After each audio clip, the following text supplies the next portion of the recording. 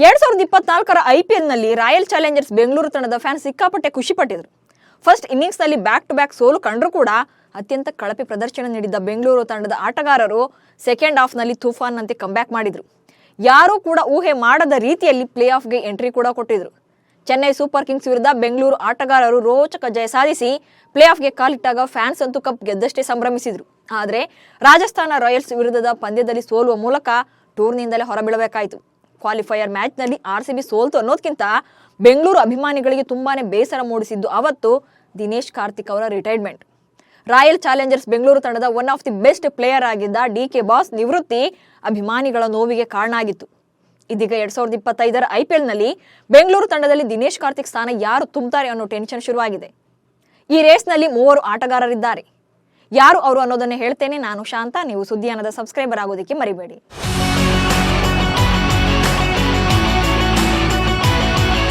Royal Challengers Bengaluru IPL ಇತಿಹಾಸದಲ್ಲಿ ಅತಿ ಹೆಚ್ಚು ಅಭಿಮಾನಿಗಳನ್ನ ಹೊಂದಿರುವ ತಂಡ. 17 ಆವೃತ್ತಿಗಳಲ್ಲಿ ಒಂದೇ ಒಂದು ಬಾರಿ ಕಪ್ ಗೆಲ್ಲದೇ ಇದ್ರೂ ಕೂಡ ಈ ತಂಡಕ್ಕಿರುವ ನಿಷ್ಠಾವಂತ ಫ್ಯಾನ್ಸ್ ಮತ್ಯಾವ ಫ್ರಾಂಚೈಸಿಗೂ ಕೂಡ ಇಲ್ಲ. ಒಂದಲ್ಲ ಎರಡಲ್ಲ 100 ಸಲ ಸೋತ್ರು RCBಗೆ ಅಂತ ಎದೆಯೊಳಗೆ ಇಟ್ಟುಕೊಂಡು ಪೂಜಿಸಿದ್ದಾರೆ. ಜೈ RCB ಅಂತ ತಲೆ ಮೇಲೆ ಹೊತ್ತು ಮೆರೆಸಿದ್ದಾರೆ. ಅದರಲ್ಲೂ ಕಳೆದ ಸೀಸನ್ ನಲ್ಲಿ ಬೆಂಗಳೂರು ತಂಡದ ಪ್ರದರ್ಶನಕ್ಕೆ ಮತ್ತಷ್ಟು ಅಭಿಮಾನ ಜಾಸ್ತಿ ಆಗಿದೆ. ಗೆಲ್ಲೋಕೆ 1% ಚಾನ್ಸ್ ಇದ್ರೂ ಕೂಡ ಕೈ ಚೆಲ್ಲಿ ಕೂರಬಾರದು ಅನ್ನೋ ವಿರಾಟ್ ಕೊಹ್ಲಿ ಅವರ ಮಾತನ್ನ ಸೀಸನ್ 17 IPL ನಲ್ಲಿ RCB ಪ್ರೂವ್ ಮಾಡಿತ್ತು. ಬಟ್ ಬ್ಯಾಡ್ ಲಕ್ ಟ್ರೋಫಿ ಗೆಲ್ಲೋಕೆ ಆಗಿರಲಿಲ್ಲ. ಪಾಯಿಂಟ್ಸ್ ಟೇಬಲ್ ನಲ್ಲಿ 4ನೇ ಸ್ಥಾನದ ಮೂಲಕ ಟೂರ್ನಿಂದ ಹೊರಬೀಳಬೇಕಾಯಿತು.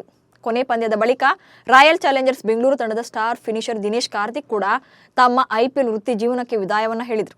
ಬಟ್ DK ಹೋದ್ಮೇಲೆ ಅವರ ಪ್ಲೇಸ್ಗೆ ಬೆಸ್ಟ್ ರೀಪ್ಲೇಸ್ ಯಾರಾಗ್ತಾರೆ ಅನ್ನೋ ಚರ್ಚೆ ಶುರುವಾಗಿದೆ. ಯಾಕಂದ್ರೆ ಬೆಂಗಳೂರು ತಂಡದಲ್ಲಿ ವಿರಾಟ್ ಕೊಹ್ಲಿ ಅವರನ್ನ ಹೊರತುಪಡಿಸಿದ್ರೆ ಸ್ಥಿರವಾಗಿ ಬ್ಯಾಟ್ ಬೀಸುವಂತ ಮತ್ತೊಬ್ಬ ಆಟಗಾರ ಇಲ್ಲ. ಸೊ ಇಂಥ ಟೈಮಲ್ಲಿ ಅಭಿಮಾನಿಗಳಿಗೆ ಭರವಸೆಯಾಗಿದ್ದದ್ದು ದಿನೇಶ್ ಕಾರ್ತಿಕ್. ಅದೆಷ್ಟೇ ಸಣ್ಣ ಸ್ಕೋರ್ ಇರಲಿ ಅಥವಾ ಅದೆಂಥದ್ದೇ ಟಾರ್ಗೆಟ್ ಇದ್ರೂ ಕೂಡ DK ಇದ್ದಾರಲ್ಲ ಬಿಡು ಅಂತ ಕೊಂಚ ನಿರಾಳ ಆಗ್ತಿದ್ರು. ಹಾಗೆ ದಿನೇಶ್ ಕಾರ್ತಿಕ್ ಕೂಡ ಅಭಿಮಾನಿಗಳು ತಮ್ಮ ಮೇಲೆ ಇಟ್ಟಿರೋ ಭರವಸೆಯನ್ನ ಹುಸಿಗೊಳಿಸ್ತಿರ್ಲಿಲ್ಲ. ಕ್ರೀಸ್ನಲ್ಲಿ ಇದ್ದಷ್ಟು ಹೊತ್ತು ಕೂಡ ರನ್ಗಳನ್ನ ಕೊಳ್ಳೆ ಹೊಡಿತಿದ್ರು. ತಂಡದ ಸ್ಕೋರ್ ಹೆಚ್ಚಾಗುವಂತೆ ಮಾಡ್ತಿದ್ರು. ಹಾಗೆ ಚೇಸಿಂಗ್ ಟೈಮಲ್ಲೂ ಕೂಡ ತಂಡಕ್ಕೆ ಆಸರೆ ಆಗ್ತಾ ಇದ್ರು. ಬಟ್ ಇನ್ಮುಂದೆ ಯಾವತ್ತೂ ಕೂಡ ದಿನೇಶ್ ಕಾರ್ತಿಕ್ರನ್ನ ಮೈದಾನದ ಒಳಗೆ ನೋಡೋಕ್ಕಾಗಲ್ಲ. ಟೀಕಿಸಿದವರ ಬಾಯಿ ಮುಚ್ಚಿಸಿದ್ದ ದಿನೇಶ್ ಕಾರ್ತಿಕ್ 2015ರಲ್ಲಿ ರಾಯಲ್ ಚಾಲೆಂಜರ್ಸ್ ಬೆಂಗಳೂರು ಪರ ಆಡಿದ್ದ DK 2022ರಿಂದ ಮತ್ತೆ ತಂಡ ಸೇರಿಕೊಂಡಿದ್ರು. 2022ರಲ್ಲಿ ನಡೆದ IPL ಹರಾಜಿನಲ್ಲಿ 5.5 ಕೋಟಿ ರೂಪಾಯಿಗೆ RCB ತಂಡ ಖರೀದಿಸಿದ ನಂತರ ಅವರು ಕಳೆದ 2 ಋತುಗಳಿಂದ RCB ತಂಡದ ಪ್ರಮುಖ ಫಿನಿಷರ್ ಆಗಿದ್ರು. ಅದಕ್ಕೂ ಹಿಂದೆ 2015ರಲ್ಲಿ RCB ಅವರನ್ನ 10.5 ಕೋಟಿ ರೂಪಾಯಿಗೆ ಖರೀದಿಸಿ ನಂತರ ಕೈಬಿಟ್ಟಿತ್ತು. ನಂತರ 2022ರಲ್ಲಿ ಮತ್ತೆ RCB ಹರಾಜಿನಲ್ಲಿ DKನ ಖರೀದಿ ಮಾಡಿದಾಗ ಎಲ್ಲರೂ ಟೀಕೆ ಮಾಡಿದ್ರು. ಅಷ್ಟೊಂದು ಹಣ ಕೊಟ್ಟು ಖರೀದಿ ಮಾಡಿ ಹಣ ವೇಸ್ಟ್ ಮಾಡಿದ್ರಿ ಅಂತೆಲ್ಲ ವ್ಯಂಗ್ಯವಾಡಿದ್ರು. ಆದರೆ 2022ರಲ್ಲೇ 16 ಪಂದ್ಯಗಳಲ್ಲಿ 55ರ ಸರಾಸರಿಯಲ್ಲಿ 330 ರನ್ ಗಳಿಸಿದ್ರು. ಆ ವರ್ಷ 183.33ರ ಸ್ಫೋಟಕ ಸ್ಟ್ರೈಕ್ ರೇಟ್ನಲ್ಲಿ ಬ್ಯಾಟ್ ಬೀಸಿದ್ರು. ತಂಡವು ಪ್ಲೇ ಆಫ್ ಪ್ರವೇಶಿಸುವಲ್ಲಿ ನೆರವಾಗಿದ್ರು. ಹೀಗೆ ತಮ್ಮ ವಿರುದ್ಧದ ಟೀಕೆಗಳಿಗೆಲ್ಲ ಕಾರ್ತಿಕ್ ತಮ್ಮ ಬ್ಯಾಟ್ನಿಂದಲೇ ಉತ್ತರ ಕೊಟ್ಟಿದ್ರು. ಫಿನಿಷರ್ ಆಗಿ ಮಿಂಚು ಹರಿಸಿದ DK ಬಾಸ್ ಅಭಿಮಾನಿಗಳನ್ನ ಹುಚ್ಚೆದ್ದು ಕುಣಿಯುವಂತೆ ಮಾಡ್ತಾ ಇದ್ರು. ABD ಅಲಭ್ಯತೆಯ ಕೊರತೆ ಕಾಡದಂತೆ ತಮ್ಮ ರೋಲ್ನ ಸ್ಪಷ್ಟವಾಗಿ ನಿಭಾಯಿಸಿದ್ರು. 2024ರ IPL ನಲ್ಲೂ ಕೂಡ ಕ್ರಿಕೆಟ್ ಕಾಮೆಂಟ್ರಿ ಹೇಳಲು ನೀನು ಬೆಸ್ಟ್ ಅನ್ನೋ ಟೀಕೆಯನ್ನು ಕೂಡ ಎದುರಿಸಿದ್ರು. ಆಡೋದು ಬಿಟ್ಟು ಕಾಮೆಂಟ್ರಿ ಮಾಡ್ತಾ ಇರು ಎಂದು ಕೆಲವರು ಲೇವಡಿ ಮಾಡಿದ್ರು. ಆದರೆ DK ಮಾತ್ರ ಇದ್ಯಾವುದಕ್ಕೂ ತಲೆ ಕೆಡಿಸಿಕೊಳ್ಳಿಲ್ಲ. ನಿವೃತ್ತಿ ಬಗ್ಗೆ ಟೀಕೆ ಮಾಡಿದವರಿಗೂ ಕೂಡ ತನ್ನ ಬ್ಯಾಟ್ ಮೂಲಕವೇ ಉತ್ತರ ಕೊಟ್ಟಿದ್ರು. ಕೇವಲ 6-4ಗಳ ಮೂಲಕ ಅಬ್ಬರಿಸಿ ಬಾಯಿ ಮುಚ್ಚಿಸಿದ್ರು. ಆದರೆ DK ಇಲ್ಲದೆ ಬಟ್ ಮುಂದಿನ ಸೀಸನ್ನಿಂದ ಕಥೆ ಏನು? ಇದೇ ಈಗ RCBಯ ಕೋಟಿ ಅಭಿಮಾನಿಗಳನ್ನ ಕಾಡ್ತಿರೋ ಪ್ರಶ್ನೆ. ವಿಕೆಟ್ ಕೀಪಿಂಗ್ ಮತ್ತು ಬೆಸ್ಟ್ ಫಿನಿಷರ್ ಹುಡುಕಾಟದಲ್ಲಿ RCB. ದಿನೇಶ್ ಕಾರ್ತಿಕ್ ಎಂತಹ ಅದ್ಭುತ ಬ್ಯಾಟರ್ ಆಗಿದ್ರು ಅಷ್ಟೇ ಚಾಣಾಕ್ಷತನದ ವಿಕೆಟ್ ಕೀಪರ್ ಆಗಿದ್ರು. ವಿಕೆಟ್ ಮುಂದೆ ನಿಂತು ಬ್ಯಾಟ್ ಹಿಡಿದ್ರೆ ಹೊಡಿಬಡಿ ಆಟವಾಡ್ತಿದ್ದ DK ಕೈಗೆ ಗ್ಲೌಸ್ ಹಾಕಿ ವಿಕೆಟ್ ಹಿಂದೆ ನಿಂತರೆ ಎದುರಾಳಿಗಳ ವಿಕೆಟ್ ಬೇಟೆಯಾಡುವಲ್ಲಿ ಪ್ರಮುಖ ಪಾತ್ರ ವಹಿಸ್ತಾ ಇದ್ರು. ಅಷ್ಟೇ ಅಲ್ಲದೆ ರಾಯಲ್ ಚಾಲೆಂಜರ್ಸ್ ಬೆಂಗಳೂರು ತಂಡದ ಸ್ಟಾರ್ ಫಿನಿಷರ್ ಆಗಿದ್ದವರು ದಿನೇಶ್ ಕಾರ್ತಿಕ್. ಇದೇ ಕಾರಣಕ್ಕೆ DKಯನ್ನ ಬಿಟ್ಟು ಕೊಡೋಕೆ ಫ್ರಾಂಚೈಸಿ ಕೂಡ ರೆಡಿ ಇಲ್ಲ. ಹೀಗಾಗಿ ನಿವೃತ್ತಿ ಘೋಷಣೆ ಬೆನ್ನಲ್ಲೇ ಅವರನ್ನ 2025ರ IPL ಸೀಸನ್ಗೂ ಮುನ್ನ RCB ತಂಡದ ಮೆಂಟರ್ ಮತ್ತು ಬ್ಯಾಟಿಂಗ್ ಕೋಚ್ ಆಗಿ ನೇಮಕ ಮಾಡಿಕೊಂಡಿದ್ದಾರೆ. ಇದೀಗ DK ಪ್ಲೇಸ್ಗೆ ಅವರಷ್ಟೇ ಸಾಮರ್ಥ್ಯ ಇರೋ ಆಟಗಾರರನ್ನ RCB ಫ್ರಾಂಚೈಸಿ ಹುಡುಕಾಡ್ತಾ ಇದೆ. ವಿಕೆಟ್ ಕೀಪಿಂಗ್ ಜೊತೆಗೆ ಮಿಡಲ್ ಆರ್ಡರ್ ಬ್ಯಾಟಿಂಗ್ನಲ್ಲಿ ಫಿನಿಶ್ ಮಾಡಬೇಕಿರೋ ಆಟಗಾರ RCBಗೆ ಬೇಕಾಗಿದೆ. ಹೀಗಾಗಿ 3 ಆಟಗಾರರ ಮೇಲೆ RCB ಫ್ರಾಂಚೈಸಿ ಕಣ್ಣಿಟ್ಟಿದೆ. ಅದರಲ್ಲಿ ಮೊದಲಿಗರೇ ನಮ್ಮ ಕನ್ನಡಿಗ KL ರಾಹುಲ್. ಕ್ಯಾಪ್ಟನ್, ಬ್ಯಾಟರ್ ಮತ್ತು ವಿಕೆಟ್ ಕೀಪರ್ KL ರಾಹುಲ್. RCBಯೊಂದಿಗೆ ತನ್ನ IPL ವೃತ್ತಿ ಜೀವನ ಆರಂಭಿಸಿದ್ದ ರಾಹುಲ್ ಇದೀಗ ಮತ್ತೊಮ್ಮೆ ಫ್ರಾಂಚೈಸಿ ಸೇರ್ತಾರೆ ಎನ್ನಲಾಗ್ತಿದೆ. ಸದ್ಯ KL ರಾಹುಲ್ 2022ರಿಂದ ಲಕ್ನೋ ಸೂಪರ್ ಜೈಂಟ್ಸ್ ತಂಡವನ್ನು ಮುನ್ನಡೆಸ್ತಾ ಇದ್ದಾರೆ.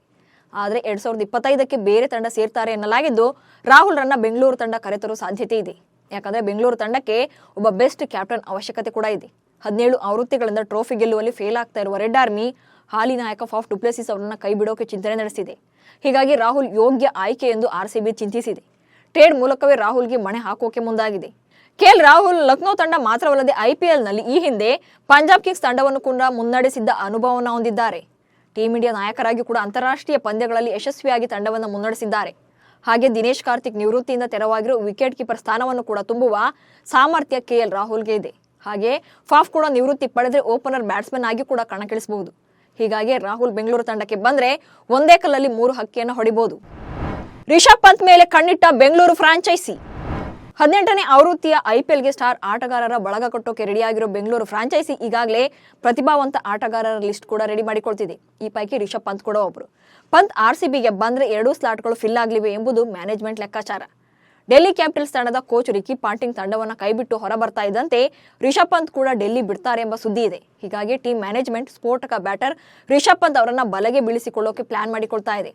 ಆರ್ಸಿಬಿ ಮುಂದಿನ ಹರಾಜಿನಲ್ಲಿ ಅನುಭವಿ wicket keeper plus middle order ಬ್ಯಾಟರ್ನ ಹುಡುಕಾಟದಲ್ಲಿದೆ. ಹೀಗಾಗಿ ಪಂತ್ ಡೆಲ್ಲಿ ಕ್ಯಾಪಿಟಲ್ಸ್ ಬಿಡೋದು ನಿಜವಾದ್ರೆ ಆರ್ಸಿಬಿ ಮ್ಯಾನೇಜ್ಮೆಂಟ್ ಅವರೊಂದಿಗೆ ಮಾತುಕತೆ ನಡೆಸಲಿದೆ. ಹಾಗೇನಾದ್ರೂ ಪಂತ್ ಬೆಂಗಳೂರು ತಂಡಕ್ಕೆ ಬಂದ್ರೆ ಬ್ಯಾಟಿಂಗ್ ಹಾಗೆ ವಿಕೆಟ್ ಕೀಪಿಂಗ್ ಎರಡರಲ್ಲೂ ಕೂಡ ತಂಡಕ್ಕೆ ಬಲ ಹೆಚ್ಚಿಸಲಿದ್ದಾರೆ. ಇನ್ನು ಪಂತ್ 2016ರಿಂದ ಐಪಿಎಲ್ನಲ್ಲಿ ಆಡ್ತಿದ್ದಾರೆ. ಇಲ್ಲಿಯವರೆಗೆ ಪಂತ್ 111 ಐಪಿಎಲ್ ಪಂದ್ಯಗಳನ್ನು ಆಡಿದ್ದು 3284 ರನ್ಗಳನ್ನು ಸಿಡಿಸಿದ್ದಾರೆ. ಇದರಲ್ಲಿ 1 ಶತಕ ಹಾಗೆ 18 ಅರ್ಧ ಶತಕಗಳು ಕೂಡ ಸೇರಿವೆ. ಇದರಲ್ಲಿ 296 ಬೌಂಡ್ರಿ ಹಾಗೆ 154 ಸಿಕ್ಸರ್ಗಳು ಸೇರಿವೆ. ಇದರಲ್ಲಿ 75 ಕ್ಯಾಚ್ ಹಾಗೆ 23 ಸ್ಟಂಪ್ಗಳನ್ನು ಕೂಡ ಮಾಡಿದ್ದಾರೆ. ಸ್ಫೋಟಕ ಬ್ಯಾಟರ್ ಇಶಾನ್ ಕಿಶನ್ ಆರ್ಸಿಬಿಗೆ ಬರ್ತಾರಾ? ಮತ್ತೊಂದು ಕಡೆ ರಾಯಲ್ ಚಾಲೆಂಜರ್ಸ್ ಬೆಂಗಳೂರು ತಂಡ ಇಶಾನ್ ಕಿಶನ್ ಮೇಲೆ ಬಿಡ್ ಮಾಡೋಕೆ ಎಲ್ಲಾ ಸಿದ್ಧತೆ ನಡೆಸಿದೆ ಎನ್ನಲಾಗಿದೆ. ಆರ್ಸಿಬಿ ಯುವ ಬ್ಯಾಟರ್ ಮತ್ತು ವಿಕೆಟ್ ಕೀಪರ್ ಹುಡುಕಾಟದಲ್ಲಿದ್ದು ತಂಡಕ್ಕೆ ಇಶಾನ್ ಕಿಶನ್ ಕರೆತರುವ ದೊಡ್ಡ ಯೋಜನೆ ರೂಪಿಸಿದೆ. ಒಂದ್ ವೇಳೆ ಇಶಾನ್ ಕಿಶನ್ ಆರ್ಸಿಬಿ ಸೇರಿಕೊಂಡ್ರೆ ತಂಡಕ್ಕೆ ಅಪಾರ ಶಕ್ತಿ ಸಿಕ್ಕಂತಾಗುತ್ತೆ. ಅಲ್ಲದೆ ಮುಂಬರುವ ಐಪಿಎಲ್ನಲ್ಲಿ ಫಾಫ್ ಡು ಪ್ಲೆಸಿಸ್ ಆಡೋದು ಅನುಮಾನ ಇದೆ. ಇಂತಹ ಟೈಮಲ್ಲಿ ಇಶಾನ್ ಕಿಶನ್ ಎಡಗೈ ಬ್ಯಾಟರ್ ಆಗಿರೋದ್ರಿಂದ ಆರ್ಸಿಬಿಗೆ ಆರಂಭಿಕನಾಗಿ ತಮ್ಮ ಪಾತ್ರವನ್ನು ನಿಭಾಯಿಸಬಹುದು. ಇದು ಸಾಧ್ಯವಾಗದೇ ಇದ್ರೆ 3 ಅಥವಾ 4ನೇ ಕ್ರಮಾಂಕದಲ್ಲಿ ಆಡುವ ಮೂಲಕ ಆರ್ಸಿಬಿಯ ಬ್ಯಾಟಿಂಗ್ ಬಲವನ್ನು ಹೆಚ್ಚಿಸಬಹುದು. ಮುಂಬೈ ಪರ ಇಶಾನ್ ಕಿಶನ್ ಏಕಾಂಗಿಯಾಗಿ ಆಡಿ ಹಲವು ಪಂದ್ಯಗಳನ್ನು ಗೆಲ್ಲಿಸಿಕೊಟ್ಟಿದ್ದಾರೆ. ಜೊತೆಗೆ ವಿಕೆಟ್ ಕೀಪಿಂಗ್ ನಲ್ಲೂ ಕೂಡ ಮಿಂಚಿದ್ದಾರೆ. ಹೀಗಾಗಿ ನಿವೃತ್ತಿ ಘೋಷಿಸಿರುವ ದಿನೇಶ್ ಕಾರ್ತಿಕ್ ಸ್ಥಾನಕ್ಕೆ ಇಶಾನ್ ಕಿಶನ್ ಸೂಕ್ತ ಆಟಗಾರ ಎಂಬ ವಾದ ಕೂಡ ಇದೆ. ಒಟ್ನಲ್ಲಿ ಬೆಂಗಳೂರು 18ನೇ ಆವೃತ್ತಿಯಲ್ಲಾದ್ರೂ ಕೂಡ ಕಪ್ ಗೆಲ್ಲಬೇಕು ಅಂದ್ರೆ ಒಳ್ಳೆ ತಂಡವನ್ನ ಕಟ್ಟಬೇಕಿದೆ. ಹಾಗೆ ದಿನೇಶ್ ಕಾರ್ತಿಕ್ ಜಾಗಕ್ಕೂ ಕೂಡ ಉತ್ತಮ ಆಟಗಾರನನ್ನೇ ತರಬೇಕಿದೆ. ಸೊ ನಿಮ್ಮ ಪ್ರಕಾರ ಕೆಎಲ್ ರಾಹುಲ್, ರಿಷಬ್ ಪಂತ್ ಹಾಗೆ ಇಶಾನ್ ಕಿಶನ್ ಮೂವರಲ್ಲಿ ಯಾರು ಡಿಕೆ ಸ್ಥಾನವನ್ನು ತುಂಬೋಕೆ ಸಮರ್ಥರಾಗಿದ್ದಾರೆ ಅಥವಾ ಬೇರೆ ಯಾವ ಆಟಗಾರ ಬಂದ್ರೆ ಸೂಕ್ತ ಅನ್ನೋದನ್ನ ಕಮೆಂಟ್ಸ್ ಮೂಲಕ ನಿಮ್ಮ ಅಭಿಪ್ರಾಯವನ್ನು ತಿಳಿಸಿ. ಹಾಗೆ ಸುದ್ದಿಯಾನವನ್ನು ಫಾಲೋ ಮಾಡಿ. ನಮಸ್ಕಾರ.